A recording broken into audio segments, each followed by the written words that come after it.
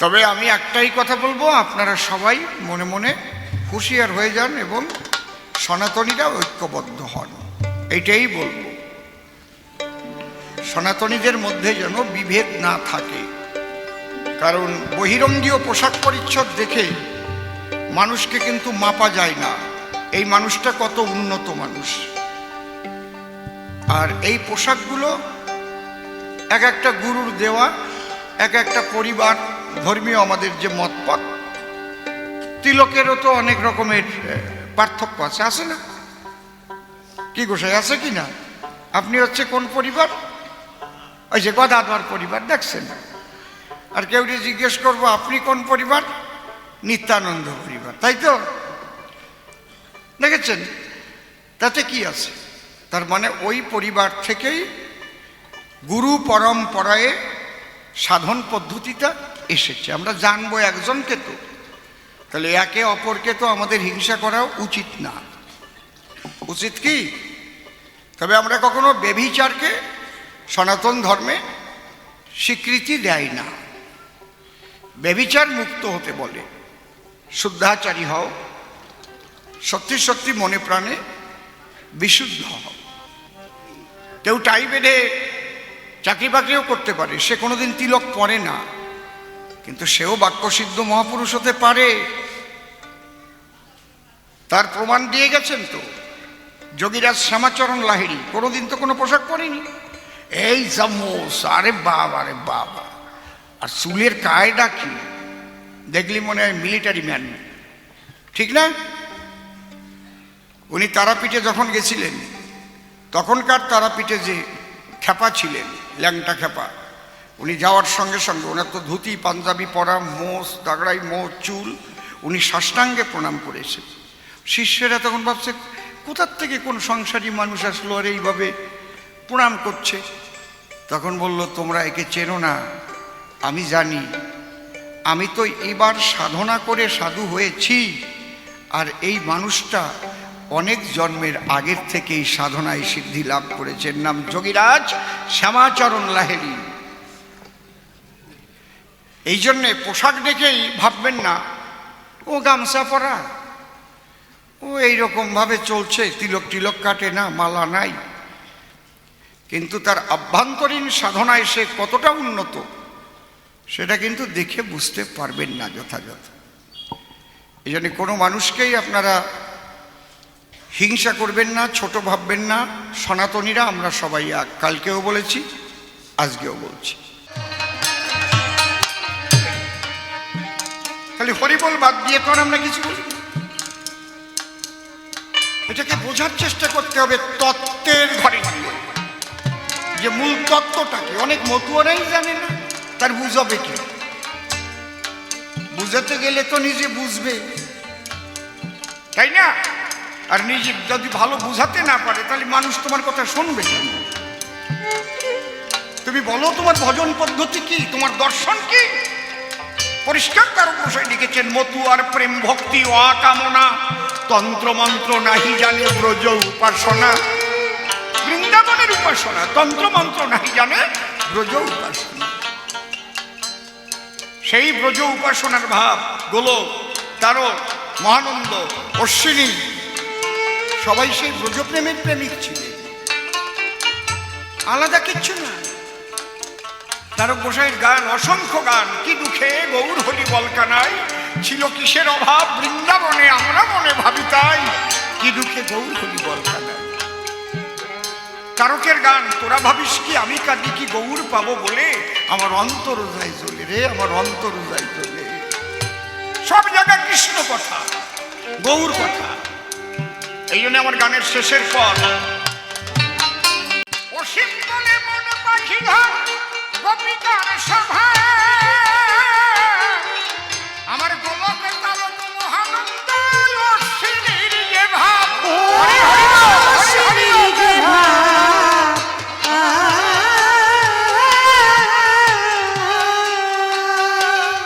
তোর হৃদয়ে জাগবে মহাভাব, হৃদয়ে জাগবে মহাভাব।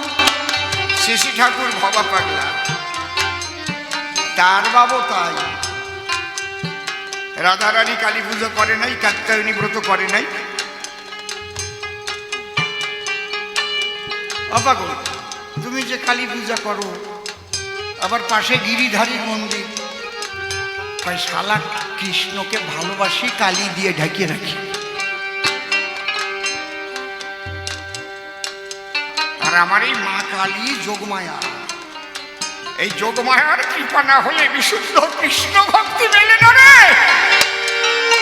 তার গান আছে, বৃন্দাবনে তুমি যোগমায়া, কালী কালী কালী মহাকালী, যেখানে গোবিন্দ করো হে আনন্দ, তোমারই করুণা ভিন্ন পাবে না সেই বনমালী। বৃন্দাবনে তুমি যোগমায়া, কালী কালী কালী মহাকালী। শ্রী ঠাকুর বাবা পাগলা আমাকে অষ্টাদশ অক্ষরী যুগল মন্ত্র দীক্ষা দিয়েছে কেন? তিনি তত্ত্ব বুঝিয়ে দিয়েছেন। আবার শক্তি মন্ত্র দিয়ে বলেছেন, শক্তি জাগ্রত না হলে কখনো কৃষ্ণ ভক্তি অটুট হয় না রে। পাগল বলছেন, শ্যাম আমার সর্বঙ্গ, মনটি আমার রাধারানী, আমার নয়ন যমুনা বহিয়া যায় রে, শুনে রাধা রাধা বংশীধ্বনি।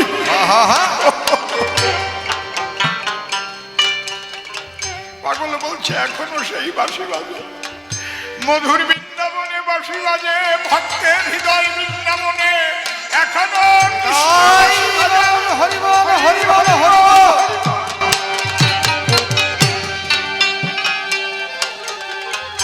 পাগল যখন মহাভাবে বিভাবিত হতে, সে দৃশ্য না দেখলে বুঝতে পারবেন না।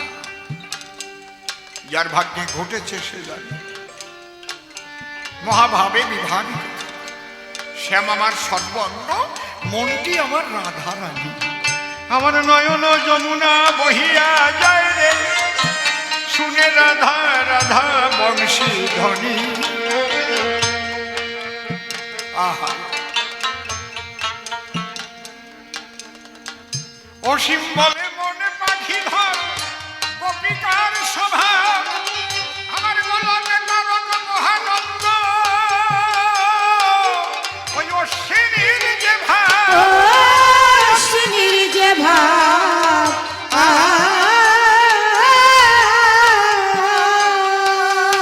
তোর হৃদয়ে জাগবে মহাভাব, ও তোর হৃদয়ে জাগবে মহাভাব,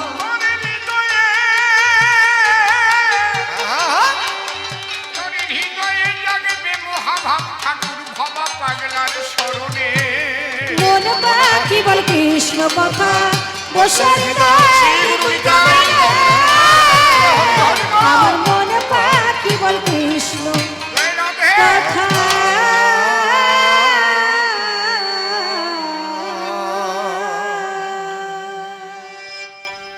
গৌর হরির যুগল পদ্ম হৃৎপদ্মে করে আরাধ্য শুদ্ধ চিত্তে প্রণতি জানাই। সাধুগুরু বৈষ্ণব হেরি আর যত পুরুষ নারী আমার ভক্তিপূর্ণ প্রণাম গ্রহণ করিবেন সবাই। মনরে একবার হরি বল, এ নাম ধূত বলের বল, নাম বিনে কি আছে বল এ ভব সংসারে। যেজন করে হরি চিনতে, হরি করে তার চিনতে, অন্তে জীবকে নিয়ে যায় সে ভব সিন্ধু পারে। তাই বলি মনে রসনাতে যে বিষয়ে বাসনা, কেলে সোনার উপাসনা করো সার। ওই যে হরি দীনবন্ধু পাইলে তার কৃপা বিন্দু, ভব সিন্ধু সেদিন হবি পার। মনশিক্ষা বেশি বলে কার্য নেই এর সভা তলে, পাল্লার মধ্যে আমি করব পদার্পণ। বিপক্ষ কবি যিনি নির্মল সরকার হলেন তিনি, স্বনামসে করিয়া বর্জন। দাঁড়াইয়া সভাপাশ নাম ধরেছে মুকুন্দ দাস, আর আমাকে কৃষ্ণদাস কবিরাজ কল্পনা করেছে সবারই সদন। টোন বাড়ালি কিলিকিলি করিয়ে ওঠে, টোন বেশি বাড়াবো না, বলুমে আপ দেবা আমার কি কব আর, ওই জন্য সেনযোগের মতো কিলকিল কিলকিল করে ওঠে, বুঝলে? টোনটা এমন জায়গায় থাকবে তাহলে কিলকিল করবে না, তুমি দেখবা কি সুন্দর বলুম বাড়াতে পারতিস। আবার টোন একেবারে কমে গেলে এই যে বুঝে গেছে, একটু হবে আর একটু স্লাইড, এটা হাতের মাপ রাখবা। তোমার তো মালামাল সবই ভালো, খালি একটু জ্ঞান খাটাও। সেই স্বনাম পরিহরি মুকুন্দ দাস নাম ধরি দাঁড়াইয়ে সভ্য সভাস্থান আমাকে কৃষ্ণদাস কবিরাজের ভূমিকা অর্পণ করে প্রশ্ন করেছে আমার গোচরে। আপনারা শুনলেন যত ভক্ত প্রাণ, তারই কল্পনা মতে আবার হবে অত বড় ভূমিকায় দাঁড়াতে। সেই ভূমিকায় দাঁড়াবার মতো যোগ্যতা আমি পাবো বা কোথায়? তাই সেই বৈষ্ণব চূড়ামণির পদনখরে প্রণাম জানাই করজোড়ে। সে যেন আমার হৃদয়ে বসে তার কথা এসে কয়। আমি তার উপরে দিলাম ভার, তারে করলাম কর্ণধার, কাব্য সিন্ধু হব পার অন্তরের একান্ত আকিঞ্চন। এইবার অসীম সরকার নামটি ছেড়ে কবি গানের সূত্র ধরি কৃষ্ণদাস কবিরাজ নাম আমি করিলাম গ্রহণ। দাঁড়াইয়া সভা মাঝ নাম ধরিলাম কৃষ্ণদাস কবিরাজ।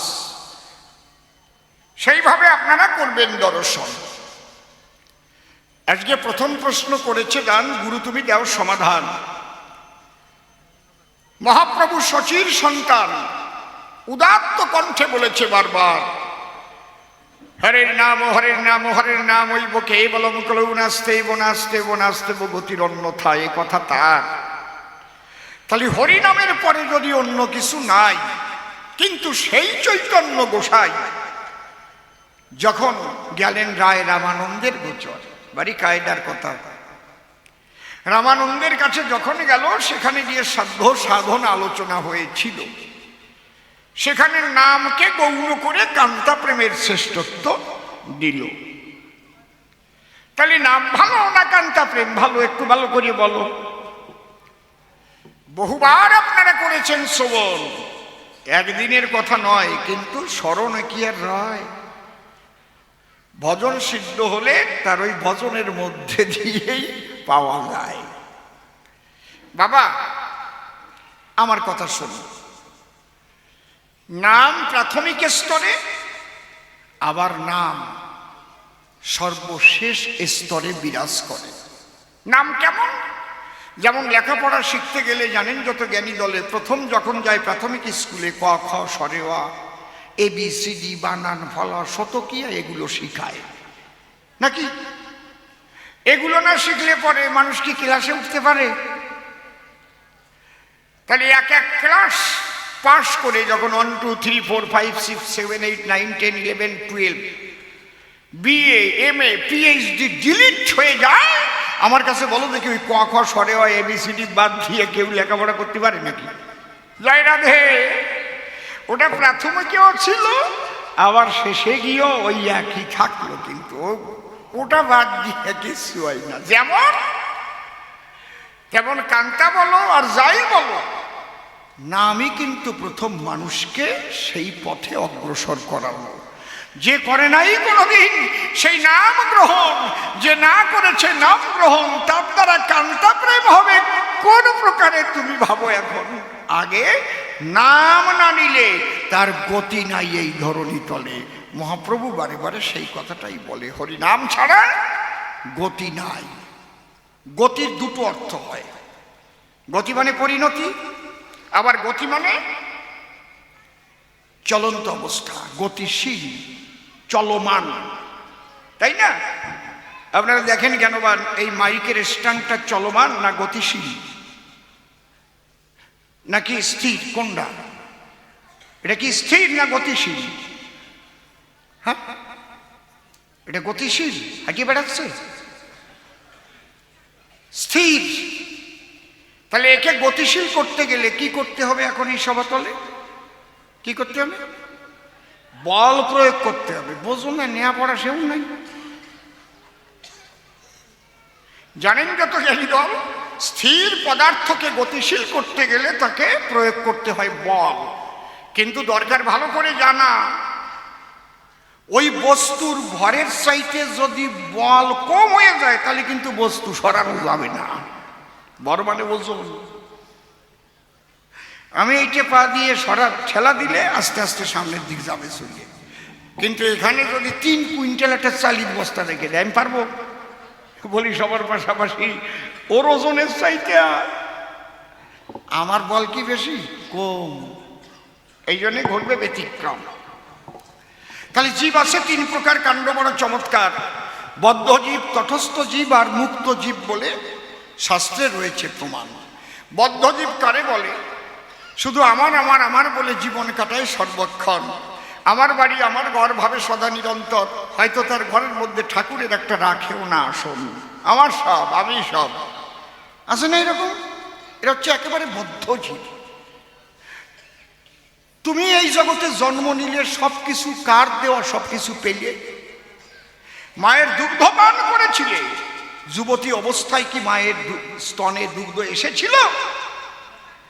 তাহলে তুমি জন্ম নেবার পরে মায়ের স্তন থেকে দুগ্ধ ঝরে, সেই দুগ্ধ তোমার অধরে মা দিয়েছিল।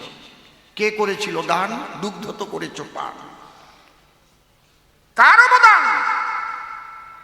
মাতা পিতা দুইজনে নৈশ শান্তি নিকেতনে মিলন রসাস্বাদনে হয়েছিল মিলন। পিতার পিতৃসত্তা নেমে এসে আশ্রয় নিয়েছিল মায়ের গর্ভাবাসে।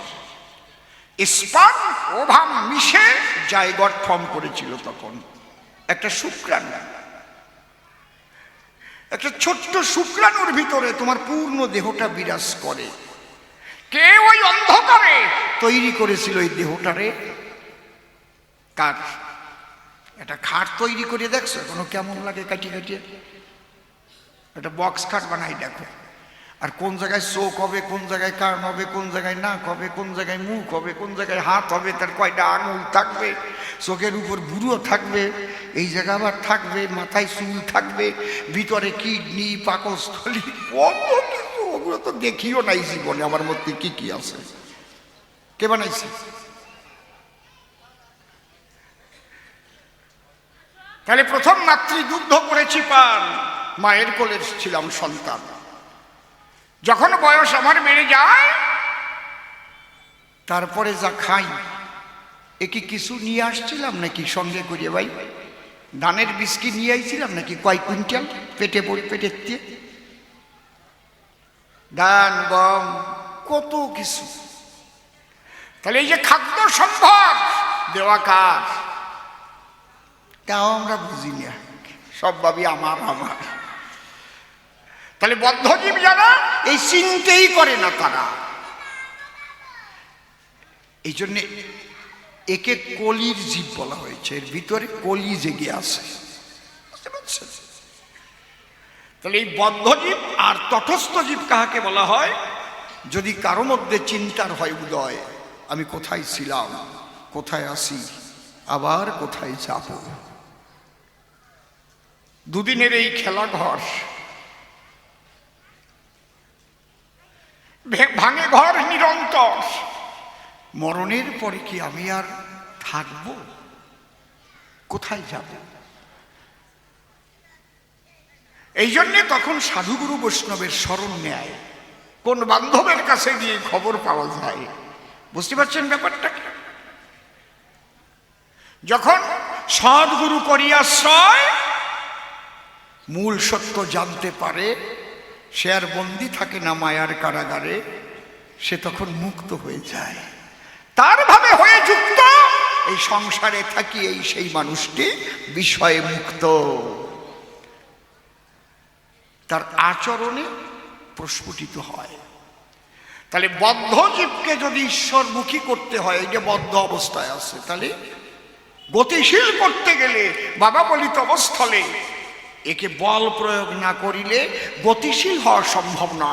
এই জন্যে বদ্ধজীব কলির জীবকে বলছে, হে কলির জীব, হরিনাম ছাড়া গতি নাই, গতি নাই, গতি নাই, ঈশ্বরের দিকে গতি নাই। এই জন্যে কোন বল? কৃষ্ণ বল, হরি বল। একবার এগিয়ে চল, এগিয়ে চল, হরি বল, কৃষ্ণ বল, গুরু বল। হরের নাম, হরের নাম, হরের নাম হইব কেবলম কলৌ নাস্তেব নাস্তেব নাস্তেব গতির অন্য খা। অন্তর দিয়ে দেখো ভেবে। তাহলে ঈশ্বরমুখী হতে গেলে আশ্রয় নিয়ে গুরুর চরণ তলে আগে তোমার নাম আশ্রয় করতে হবে। তুমি নামই নেও নাই, তা কান্তা প্রেম দিয়ে করবা কি? তুমি স্কুলে যাও নাই, ওনারে ডিলিটেড সার্টিফিকেট দাও। যে মানুষ কোনোদিন কখই জানে না, সে যদি যাই কয় আমার একটা এম এ পাশের সার্টিফিকেট দাও, ওই কথাও যা নাম না নিয়ে কোনো সাধুর কাছে গিয়ে যদি বলে আমার একটু কান্তা প্রেম করতে দাও, তা গুতো খাবার না তুমি। কয় আমার বউ রেখে যদি আমি কান্তা প্রেম করতে যাই, কেন চৈতন্য চৈতন্যতে আমি লিখছি নাকি যে বউ থুয়ে কান্তা প্রেম করি বেড়াতে হবে? তোমার বউই তো তোমার কান্তা, আর তুমি তার কান্ত। ভজন হবে বর্তমানে স্বামী স্ত্রী দুজনে। এটা কেন আসলো তোমার মনে যে পরের বউয়ের সঙ্গে কান্তা প্রেম করবা? বাপটা কি তোমার? বাপ তো তোমার ভালো না বাবাজি। হ্যাঁ, এটা তোমার মনের মধ্যে আসলো কেন? কোনো জায়গায় লেখা আছে নাকি? আছে কোনো জায়গায় লেখা যে নিজের স্ত্রীকে ফেলে অন্যের স্ত্রী নিয়ে কান্তা প্রেম চলে? তাছাড়া হয় না, এরকম লেখা আছে নাকি কোনো জায়গায়? এই জন্যে তোমারে করি মানা, ব্যভিচারে লিপ্ত হতে যেও না। এখানে একটু আলোচনা বাকি রেখে গেলাম, ও যদি পরে এসে ধরে তখন ঢুকবানে সেই বাজারে। কারণ ডবল না দিলে রিডবল দেওয়া ঠিক না, ঠিক আছে? তাই না? ও আমার কথা শোনার পরে যদি এই জায়গায় কুটুস করিয়ে ধরে, তাহলে আলোচনা আবার যাবে আরো উপরে। আর যদি সেই বোধ না থাকে ভিতরে, তাহলে তো এই পর্যন্ত শেষ হয়ে যাবে না। কিন্তু তবু আমি ধরিয়ে কবা নেই পরে।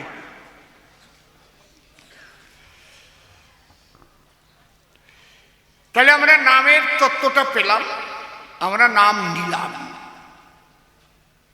মহাপ্রভু বলে গেছে তাই, হরি নাম ছাড়া গতি নাই।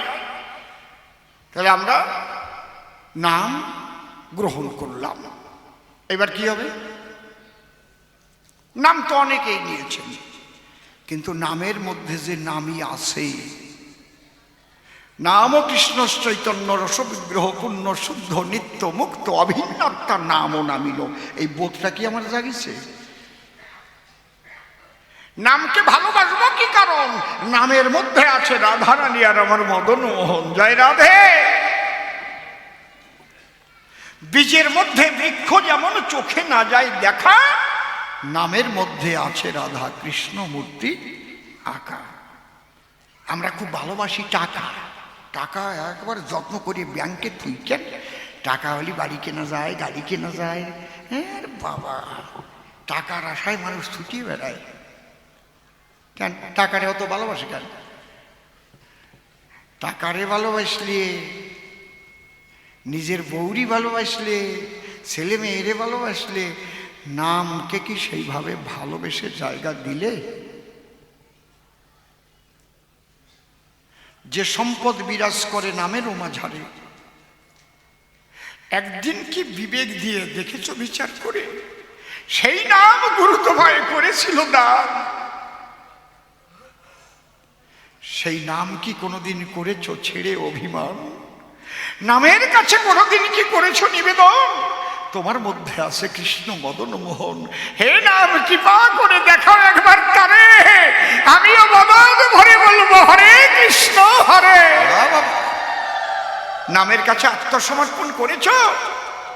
নামকে ভালোবেসে মনের মণিকোঠায় জায়গা দিয়েছো কি? কতটা ভালোবেসেছ তুমি বুঝে বেড়াওকে, যার যার বোঝা সে বোঝো।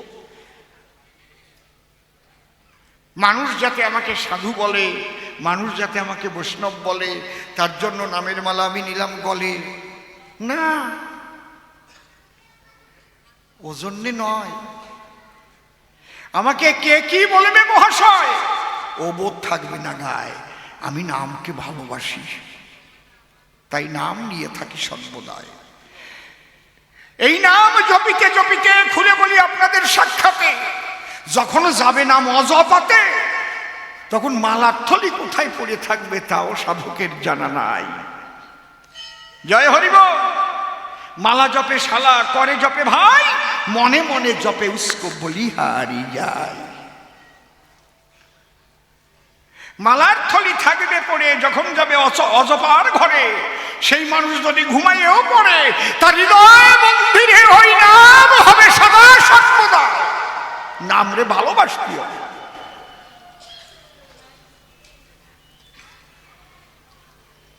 এই নামকে ভালোবেসে যাও তুমি সাধু বৈষ্ণবের সকাশে, সাধুর দলে গিয়ে মিশে তাদের চরণ ধুলি মাখো নিজের গায়, আমার জন্য প্রেম ভক্তির উদয় হয়। একটা মুরগি ডিমের থেকে বাচ্চা ফুটোতে 21 দিন লাগে, কি কষ্টটা করে। ওই ডিমের উপরে বসে হাঁপায়, দেখবেন কি হাঁপানটা হাঁপায়। দিনে 2-1 বার যায় বাইরে, একটু পোকামাকড় কুটি কুটি খাইয়ে নিজের গায়ে পোকা পড়ে যায়, লক্ষ্য নিয়ে থাকে সর্বদাই এই ডিমের মধ্যে থেকে আমার বাচ্চা বের করতে হবে। তাহলে ওই ডিম যদি কেউ মামলেট করে খাইয়ে ফেলায়, বাচ্চা পায়। তাহলে নামের মধ্যে যে নামই আছে, এই বিশ্বাস নিয়ে বাঁচে। হৃদয়ের মধ্যে নাম রেখে তা দিতে হয়, প্রেম ভক্তির তা দিতে হয়। গিয়ে সাধুগুরু বৈষ্ণবের বাজারে প্রেমের বাতাস লাগাও শরীরে, হরি বল। তাদের চরণ ধুলি মেখে নাও তোমার গায়ে, প্রেমানন্দে বলে হরি, সেই ধুলাই দেও বরাবরই, তবে হবে তোমার বিশুদ্ধ প্রেম ভক্তির উদয়। প্রেম ভক্তি না জাগিলে নাম হতে নামই দর্শন হবে না তোমার কোনো কালে। প্রেমটা এত সোজা নয়। কোনো ভাগ্যে কোনো জীবের শ্রদ্ধা যদি হয়, তবে তো সেই জীব সাধুসঙ্গ করায়। সাধুসঙ্গ হইতে হয় শ্রবণ কীর্তন, শ্রবণাদ্যে হয় জীবের অনর্থ নিবর্তন, অনর্থ নিবৃত্তি হইলে ভক্তি নিষ্ঠা হয়, নিষ্ঠা হইতে ভক্ত চিত্তে রুচি উপজয়, রুচি হইতে চিত্তে বাড়ে আসক্তি প্রচুর, আসক্তি হইতে জন্মে কৃষ্ণ পিত্তাঙ্কুর। সেই ভাব গাঢ় হলে ধরে প্রেম নাম, সেই প্রেম প্রয়োজন সর্বানন্দধাম। কতগুলো স্তর ভেদ করে তারপরে গেলাম আমরা প্রেম বাজারে, বিশুদ্ধ প্রেম ভক্তি পেলাম। সেই বিশুদ্ধ প্রেম ভক্তি পেতে গেলে যে মুখ দিয়ে নামটা হবে, সত্যে আশ্রয় না করিলে সেই মুখের নামে ক্রিয়া হবে না কখন। सच बराबर तप नहीं, झूठ बराबर पाप, जिसको दिल में सांस है उसको दिल में आप। सत्य रूपं परम ब्रह्म, सत्य ही परम तप, सत्य मूला क्रिया सर्वा, सत्यात् परतर नहि। সত্যকে করিতে হয় আশ্রয়। তাই গুরুদেব নামের মালাটা যখন দেয়, বলে বাবা আজকের থেকে মিথ্যা কথাটা করিও বর্জন। বলে না নাকি, কি বলে? এই জন্য শিক্ষাগুরুর চরণে আশ্রয় নাই। কি কারণ? দেহ রক্ষা করবার তরে শিক্ষাগুরু তত্ত্ব জানায় তারে। যদি পিতৃধন ব্যভিচারে নষ্ট করে, তার দ্বারা ভক্তি প্রেম পাওয়া সম্ভব নয়, নয়, নয়। ন তপ তপৈত্যাহু ব্রহ্মচর্য তপোত্তমম, ঊর্ধ্বরেতা ভবে জস্তু সদেব নত মানস। এর লাইন আছে না? লাইনিতে বেলাইনি গেলিয়ে তো অ্যাক্সিডেন্ট হবে। তুমি ইচ্ছা মতো চলবা আর বৈষ্ণবের পোশাক পরিয়ে ঘুরবা, অমনি হয়ে যাবে, পাইয়ে যাবা কৃষ্ণ, তা পাবা না। নেই। অনেকে গুরুদেবের চরণ করি আশ্রয়, নামের মালা যখন পায় মনে মনে বড় বৈষ্ণব হয়ে যায়, আর হওয়া লাগে না তার। হয়ে গেছে, তার হবে নাকি গোড়ার ডিম? আগের থেকে যদি হয়ে যায় তাহলে হওয়ার সম্ভাবনা থাকে নাকি কোনো সময় নাকি? তাহলে আমি একটা গান দিয়ে আরম্ভ করছি, তারপরে ওর জবাব দিচ্ছি। জয় রাধে, জয় রাধে, জয় জয় রাধা কৃষ্ণ নিতাই গৌর রাম সীতা মাতা পিতা হরিচাঁদ গুরুচাঁদ প্রেমানন্দে হরি হরি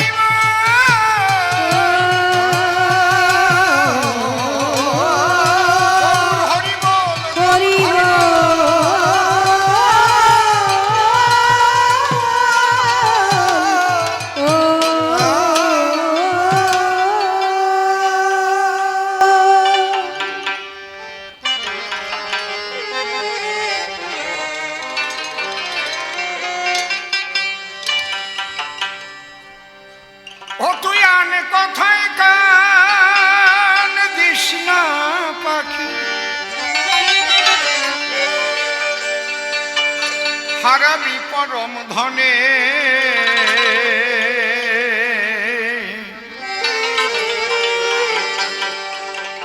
আমার মনে পাখি বলে কৃষ্ণ কথা ও পাখি রে বসে হৃদয়ে নিকুঞ্জ বনে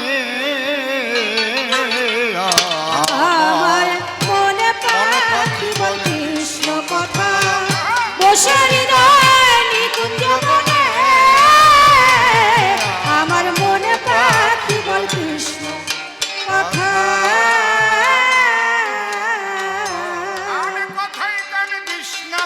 আরে কথায় কান্দিস না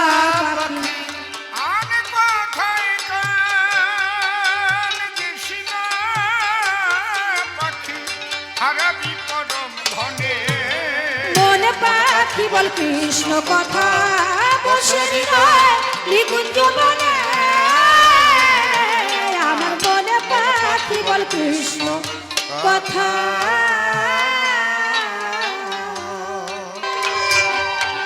তাহলে হরিচাঁদ ঠাকুর সেই অহৈতুকী অকামনা রাগাত্মিকা প্রেম দিতেই এসেছিলেন, অন্য কিছু না।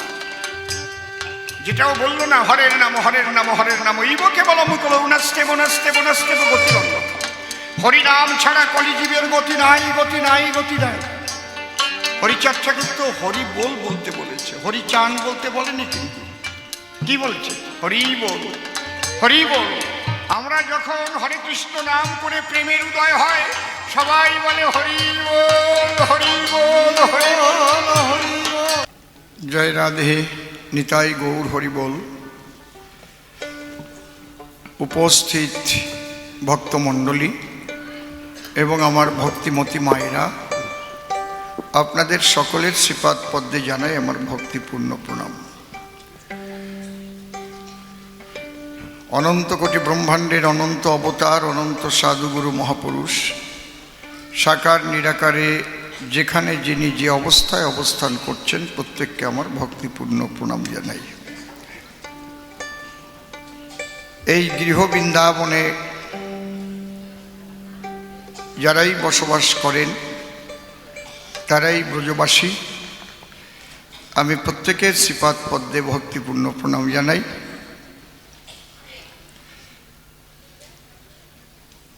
আজকে আমাদের দুদিনের কবি গানের শেষের দিন। আজকে একটা বিশেষ দিন, আপনাদের মনে আছে কি না মনে করিয়ে দিই। মহাপ্রভুর সন্ন্যাস নেওয়ার পরে যখন দাদা নিত্যানন্দকে বলেছিলেন আমি বৃন্দাবনে যাব,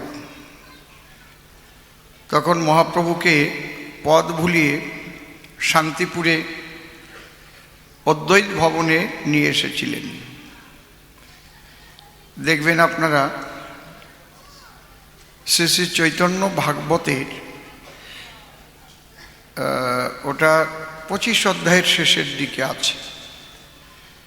সেখানে সচী মাতাকেও নিয়ে আসা হয়েছিল। আজকে সেই দিনটা 500 বছর পূর্ণ হলো।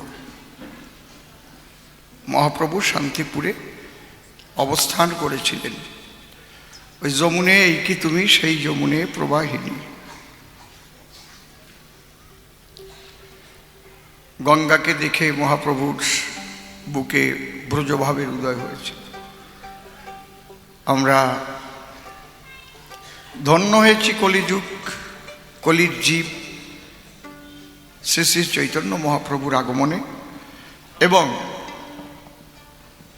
চৈতন্য মহাপ্রভুকে যিনি এনেছিলেন আমাদের বুড়ো গোসাই শ্রী শ্রী অদ্বৈত মহাপ্রভু। গৌরলীলায় 3 জন মহাপ্রভু, একজন হচ্ছে অদ্বৈত মহাপ্রভু, একজন নিত্যানন্দ মহাপ্রভু, একজন গৌরাঙ্গ মহাপ্রভু, আর কিন্তু কেউ মহাপ্রভু না। আজকে আমরা সেই দিন স্মরণ করি। গৌর চরণে শ্রী শ্রী অদ্বৈত চরণে ভক্তিপূর্ণ প্রণাম জানাই, গৌর ভক্তবৃন্দের চরণে প্রণাম জানাই। আপনাদের দিনটাকে স্মরণ করে দিলাম। মহাপ্রভু না এলে তো আর সারা পৃথিবীতে আজকে যে নামের মহিমা, পরবর্তীতে তার শক্তির অনুকম্পায় দেশ বিদেশে নাম বিভিন্ন জনে প্রচার করেছেন। তার মধ্যে প্রভুপাদ এসি ভক্তি বেদান্ত, বৈষ্ণব চূড়ামণি মহানামব্রতজি তিনিও গেছেন। সনাতন ধর্মের মূল দর্শনকে বলবার জন্য স্বামী বিবেকানন্দ গেছেন। আমরা সবাইকে স্মরণ করছি আজকে এই ভক্ত বৃন্দাবনে এসে। আমার বিপক্ষে আজকে নির্মল সরকার, এরা তো এখনো কচি সরকার, এজন্য ওদের গায়ের রক্তটা একটু গরম গরম আর কি, লাফালাফি দাফাদাফি এরকম আমিও করতাম। এখন লাফানো ভালো, আস্তে আস্তে ভিতরে সার হবে আর লাফানো কমবে আর কি। তবে এরাই তো ভবিষ্যৎ। প্রভাত, সজল, অমল, নির্মল, দেবাশিস যারা গান গেয়ে বেড়াচ্ছে, তারপরে উত্তম, উত্তম যদিও ও নাস্তিকবাদী সরকার হয়েছে, ও আবার এইসব অবতারবাদটাত মনে প্রাণে মানে না, যদিও আমার ছাত্র। বিভিন্ন জনের সঙ্গে মিলেমিশে ওর মধ্যে একরকম বুদ্ধি উদয় হয়েছে। আস্তিক আছে বলেই তো নাস্তিক আছে, আস্তিক না থাকলে তো আর নাস্তিকের কথাই উঠত না। তবে একেবারে যে নাস্তিক তাও বলবো না, একটু ব্রহ্মবাদী আর কি, এক ব্রহ্ম, একই শক্তি। তবে আপনারা এদের আশীর্বাদ করবেন, আগামীতে তো এরাই ধরে রাখবে না। যারা যারা বয়োবৃদ্ধ কবি ছিলেন তারা তো সবাই এক এক করে চলে গেলেন। কেউ শয্যাশায়ী রয়েছেন, শ্রদ্ধেয় নারায়ণদা, শ্রদ্ধেয় শ্রীনিবাস কাকা, এরা এখনো বেঁচে আছেন। শ্রীনিবাস কাকার সঙ্গে পরশুদিন কথা হয়েছিল, 89 বৎসর এখন ওনার বয়স। আর তো শ্রদ্ধেয় অনাদিজ্ঞান সরকার মহাশয় চলে গেছেন, পরম শ্রদ্ধেয় অমূল্য রতন সরকার মহাশয় চলে গেছেন। যাদের থেকে আমরা শিক্ষা পেয়েছি তার আগে শ্রদ্ধেয় রসিকলাল সরকার মহাশয় চলে গেছেন। এই বাড়িতে তো সবাই আসছে, এই বাড়ি আসে নাই এমন কোনো কবি নাই মনে হয়, তাই না? পাগল বিজয় সরকার আমার গুরুদেবের সঙ্গে গান গাইতেন না, এই বাড়ি আনা হয়েছিল, নিয়ে আসা হয়েছিল। গুরু শিষ্যের ব্যাপার, অনুরাগের ঘর, কি ব্যাপার অত দিয়ে আমাদের দরকার নাই। গুরু, পরম গুরু, তাদের দিয়ে আমাদের শিক্ষা শুরু। তা নির্মলের সুর ছন্দ ভালোই আছে নাকি? হ্যাঁ, আপনাদের আশীর্বাদ পেলে আগামীতে এটা কিছু হতে পারে মনে হয়, যদি লক্ষ্য ঠিক থাকে। লক্ষ্যটা ঠিক থাকা দরকার, আর অভ্যন্তরীণ কিছু সাধন ভজনেরও দরকার। আমি চাই না শুধু কবি হোক এরা, কারণ আগে যারা কবি ছিলেন তারা প্রত্যেকেই কিন্তু বড় বড় সাধক ছিলেন। তাদের সাধনার যে সম্পদ, সেই সম্পদ তারা বিতরণ করে গেছেন তাদের গানের মধ্যে দিয়ে। পাগল বিজয় সরকারের একখানা গান নিয়ে গবেষণা করলে একজন পিএইচডি করতে পারে একখান গানের উপরে। এমন এমন গান আছে, অত্যন্ত উন্নত মার্গের সাধক না হলে এত সুন্দর গান হয় না কখনো, তাই না?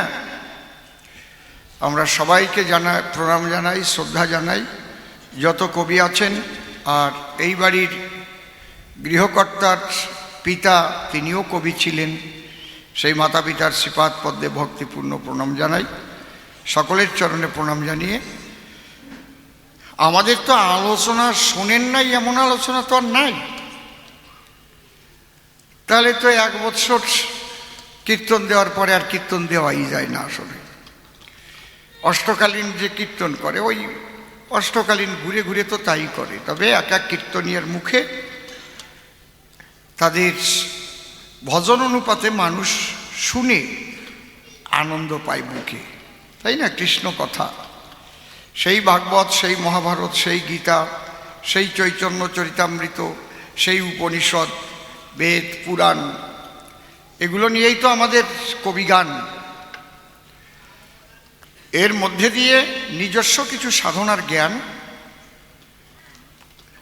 এবং শাস্ত্রগ্রন্থের কিছু যুক্তি প্রমাণ, সাধুসঙ্গের কিছু ফলাফল, যার যেমন সে তেমন পরিবেশন করে। জয় রাধে, এই তো কথা, তাছাড়া আর কি আছে? তো প্রশ্নগুলো ভালোই করেছে, কিন্তু ভ্যার গল্প দিল কেন? ভ্যা ভ্যা না কি শুনলাম? আচ্ছা, এমন কোনো বোকা হাকিম আছে নাকি যে ভ্যা দিলে তারা ছেড়ে দেবে? ওই জায়গা তো দুই পক্ষেরই উকিল আছে নাকি, আছে না? তাহলে যে কেসটা করেছে তার পক্ষেও তো উকিল আছে, সে বলবে না স্যার ও কিন্তু ভঙ্গি করতেছে, ওর মেডিকেল টেস্ট করে দেখেন আসলে ভ্যা দেওয়া লোক না ও। হ্যাঁ, ও কয় পাশায় তুই বাড়িয়ে দিলি ভ্যা ছুটে যাবে না। পুলিশও তো বোকা না, উকিলও তো বোকা না, হাকিম তো বোকাই না। আজকে অভয়াকাণ্ডের রায় দিয়েছে, আরজিকর কাণ্ডে রায়ে দোষী সাব্যস্ত করেছে একজনকে, ওই যে সঞ্জয় রায়। সে বলছে আমার গলায় রুদ্রাক্ষের মালা, আমি মিথ্যা কথা বলছি না, যারা এর সঙ্গে জড়িত ছিল তদন্ত করে তাদেরও ধরা হোক, আমি গরিব মানুষ, আমাকে ফাঁসানো হয়েছে। এ তো সবাই আগের থেকেই বুঝেছে, কে না বুঝেছে? কিন্তু হাকিম যে বিচার করে, এভিডেন্স না পেলে তো হাকিম সাজা দিতে পারে না কেউরে। হাকিম ওই এজলাসে যখন বসে, সে তো আইনের দাস, আইন মাফিক তাকে রায় করতে হয় প্রকাশ, তাই না? খামাখা মিডিয়াতে বলেছে বলে, লোকজন বলেছে বলে হাকিম একটা রায় দিয়ে দেবে, এটা হয় না। তাহলে তদন্তে যেটা উঠে এসেছে, যে প্রমাণপত্রগুলো দরকার ছিল, যে সঙ্গে কেউ ছিল কি না ছিল, সে প্রমাণপত্র সিবিআই দিতে পারে না, আগের থেকে প্রমাণ লোপাট হয়ে গেছে। দুই রকমের কেস হয়, একটা হচ্ছে দেওয়ানি মামলা আর একটা হচ্ছে ফৌজদারি মামলা। দেওয়ানি মামলায় জমি জমার মামলা কাগজপত্রের উপর নির্ভর করে। আমার ঠাকুরদাদার বাবার নামে জমি ছিল, ওয়ারিশান সূত্রে আমি পাবো, কয়জন ওয়ারিশ আছে সেই হিসেবে পাবে, কাগজ দেখাতে হবে। আর যে মামলা, এই মামলা হচ্ছে ফৌজদারি মামলা। এই মামলায় হচ্ছে সাক্ষীর উপর নির্ভর করে, তদন্তের উপর নির্ভর করে, এর উপরে নির্ভর করে হাকিম রায় দেয়। হাকিম তো আর ওই আরজি করে ছিল না, কে করেছে সে তো দেখে নাই সম্পূর্ণ। তাহলে একে দোষী করেছে 51 জন, সাক্ষী দিয়েছে। কিন্তু আমরাও বুঝতে পারছি যে একার দ্বারায় কখনো এই কাজ হওয়া সম্ভব নয়, বোঝা যাচ্ছে, কিচ্ছু করার নেই। সিবিআই এর উপর আর কি তদন্ত হবে? দেখা যাক। রায় বলেছে 25 বছরও তোমার যাবজ্জীবন হতে পারে, 25 বছর হতে পারে, মৃত্যুদণ্ড হতে পারে। সোমবারে দেখা যাবে। এটা তো হবে আমরা সবাই জানি, কারণ তো ধরা পড়ে গেছে। ওই যে ফোনের যেন কি একটা ফেলাই আইছিল না, কি হেডফোন না কি কয়, এই জন্যে ও তো ধরা পড়ে গেছে। যাক, আমরা চাই যে প্রকৃতপক্ষে মানুষ বিচার পাক, মানুষ শান্তিতে থাক, আজকে আবার সেই বাংলাদেশের থেকে ঢুকতে চেষ্টা করেছিল, ওই জায়গাও আবার হয়েছে কিছুটা, দেখলাম এই মাত্র। চারিদিক দিয়ে মানে বেকায়দা অবস্থা।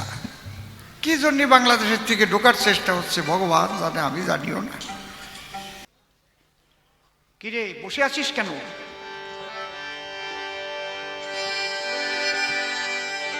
ওমা যশোদে মাতো কৃষ্ণ ধন দে গোষ্ঠে লয়ে যায়। ওমা যশোদে কৃষ্ণ ধন দে গোষ্ঠে লয়ে যায়। আমা আজকে আলোচনাটা কোথায় দেখেছেন? কৃষ্ণ প্রাপ্তির পদ বহুবিধ আছয়, কোন পথে পরিপূর্ণ কৃষ্ণ প্রাপ্তি হয়।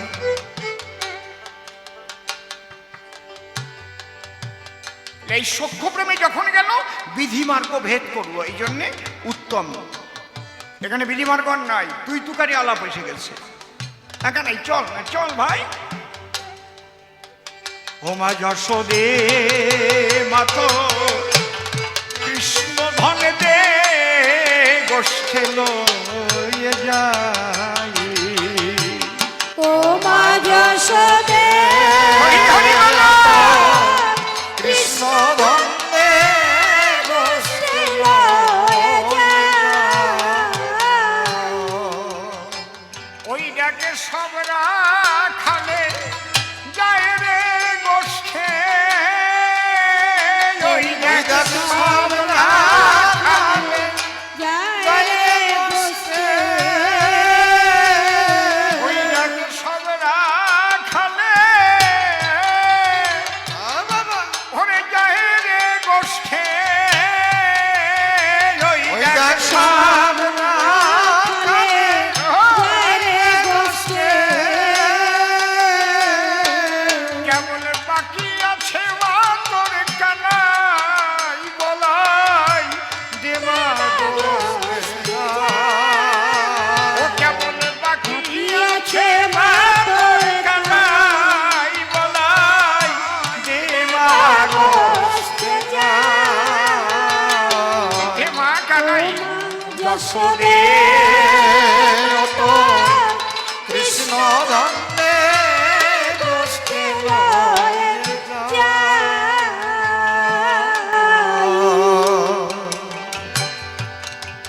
এই রসগুলো আস্বাদন করার চেষ্টা করতে হবে। এ হচ্ছে ভাবের উন্নতি। হনুমানের এক ভাব, সখাদের আর একটা ভাব, উন্নতি। এই উন্নতি সাধন হয় সেবার দ্বারায়। আপনি প্রথম যখন দীক্ষা নেবেন গুরুকে ভয় পাবেন, খুব ভয়। গুরুর বিছানায় বসবেন না, তাই না? কিন্তু হঠাৎ গুরুদেব বলছে, বাবা আমার কাছে একটু আয় তো। কি, আমার পাটা যন্ত্রণা করছে, আয় খাটের উপরে, আমার পাটা একটু ম্যাসেজ করে দে। আপনি গুরুর খাটে জায়গা পেয়ে গেলেন সেবার জন্য। কিন্তু কথা বোঝা গেল? এই যে অধিকার দিয়ে দিল সেবা করার জন্য। কোনো একদিন আপনি নিচে শুয়ে আছেন, আবার তোর শীত লাগতেছে, আবার আমার কাছে আয়, আয় এক লেভেল চলে আমার কাছে। এই যে সখ্যপ্রেমের মতো হয়ে গেল।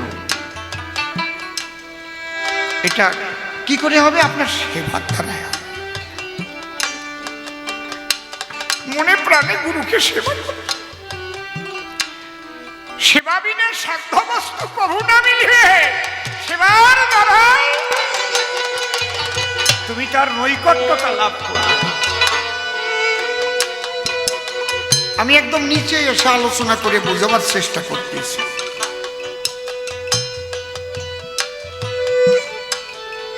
এই সেবাটা যেন মনে প্রাণে হয়, মনে প্রাণে আত্মসুখ বিবর্জিত হয়ে।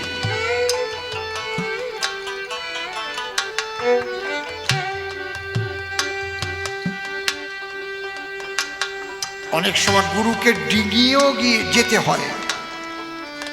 এই দিকটা সেবা করা হয়ে গেছে, এমনভাবে গুরুদেব শুয়ে আছে। ডিঙে এই পাশে আসছে, গুরুদেব উঠে বলছে, কি রে তুই তো ওই পাশে ছিলি, এই পাশে কি করে এলি? ওই যে এই পাশটা সেবা হচ্ছিল না, আমার ডিঙে আসতে। গুরুদেব, আমি তো আমার সুখের জন্য আসিনি, আমি গুরুর সেবার জন্য এসেছি।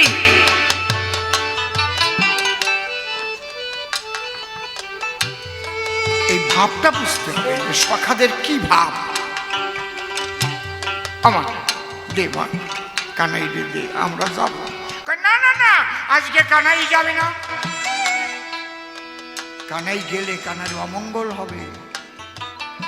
অমঙ্গল? মা তুমি জানো না, ও মা, মানুষ দুর্গা পূজা করে কেন? দুর্গতি নাশের জন্য। আর আমরা গোটে গিয়ে কি কি দেখেছি জানো মা? কি? সেই দুর্গা আসে, গোটে এসে কানাইয়ের সেবা দেয় মা, কানাইয়ের সেবা দেয়। ও মা, দশভুজা একেরো মনি, ওই কৃষ্ণ ধনের কাঙালিনী কোলে নিয়ে তোর নীলিমণি নবনী খাওয়া। ও মা, দশভুজা একেরো মনি, একেরো হরি বল, হরি বল।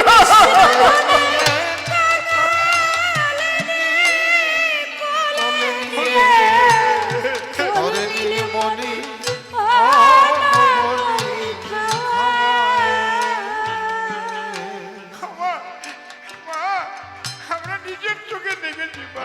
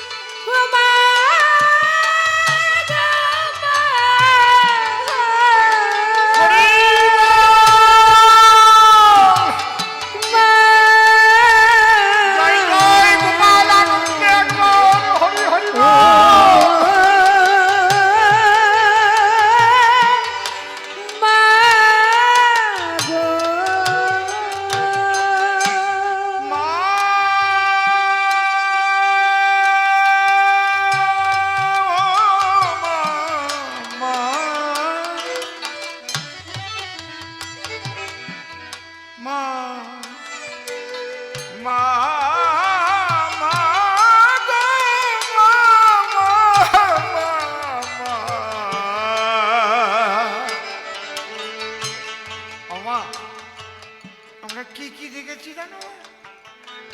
তুমি কার দুর্গতির কথা ভাবছো?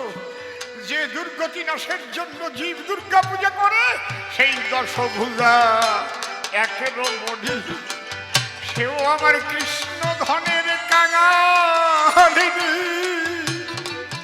কোলে নিয়ে তোর নীলমণি ও নবনী খাওয়া।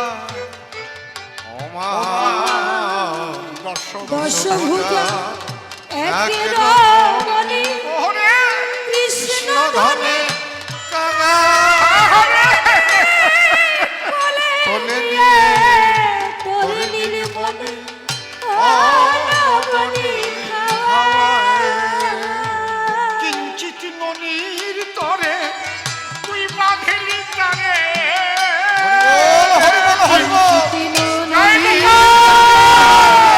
বাঁধিলি তারে,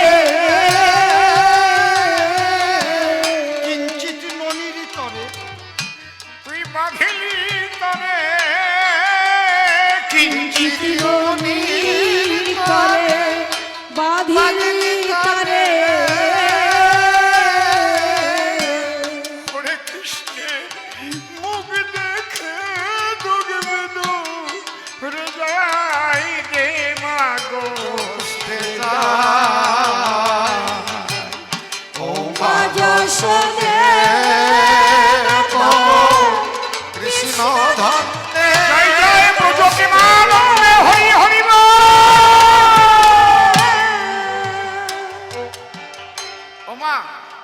দেখেছি জানিস? ও মা, এক মুনি সহস্র লোচন,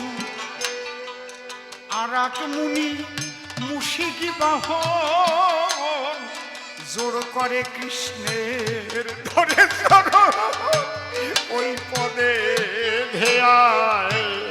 ও মা, এক মুনি সহস্র লোচন, আর এক মুনি মুশিক বাহন, জোর করে কৃষ্ণের ধরে চরণ।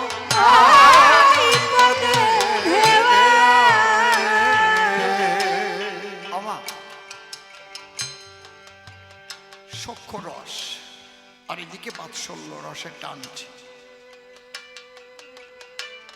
বাৎসল্য রসে বলছে, না আমার গোপালকে আমি যেতে দেব না, আমার গোপালের অবকল। বাৎসল্য রসে কখনো ভগবান ভাবছে না, কিন্তু আমার সন্তান, আমার কোলের গোপাল, আয় গোপাল, গোপাল।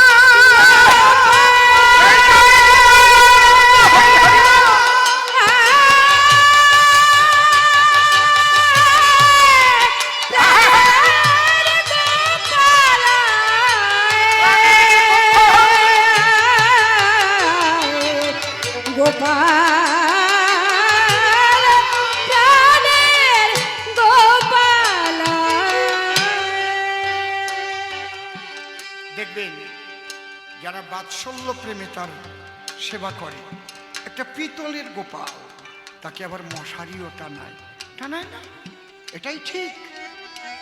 একদম নিজের কচি সন্তানের মতো ভাবতে হবে, তবেই তোমার কাছে এই সন্তানের মতো হয়ে দেখা দেবে রে মা। একদম আমার গোপাল শক্ত খাবার খেতে পারে না, সকালবেলা একটু মাখন দিই। ভাব ভাব অনুপাতে তিনি প্রকাশিত হবেন, তোমার ভাব যেমন। বুঝতে পেরেছেন কি? তাহলে এই বাৎসল্য প্রেমের নৈকট্যতা পবনপুত্র হনুমানের মধ্যে আমরা কখনো দেখিনি, কিন্তু তিনি দাস্য প্রেমের পরাকাষ্ঠা। কিন্তু মা যশোদা আবার কৃষ্ণকে শাসন করতে পারে। পরের বাড়ি যাবি না, পরের ননি খাবি না, কান ধরে শাসায় তারে। শাসায় না, শাসন করে না, মা পারে, সখাদের সেই অধিকার নাই। তাহলে মার কত কাছে হয়ে গেল বাৎসল? কেন কেন পারে? মায়ের স্তন সুধা নিয়ে সেবা দিয়েছে তারে। হরি হরি বলো।